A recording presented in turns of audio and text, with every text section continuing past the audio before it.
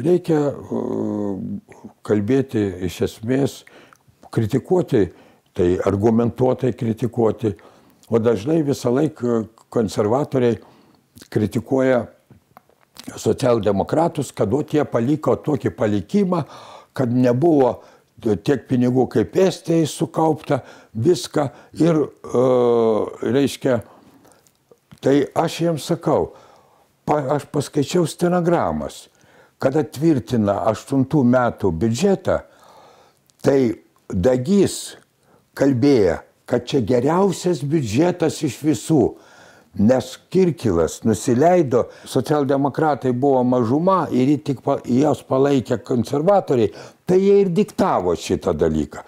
Jeigu jie tokie akylūs, tai jie turėjo nepatvirtinti tą biudžetą. Reikėjo sumažinti, jiems būtų lengviau.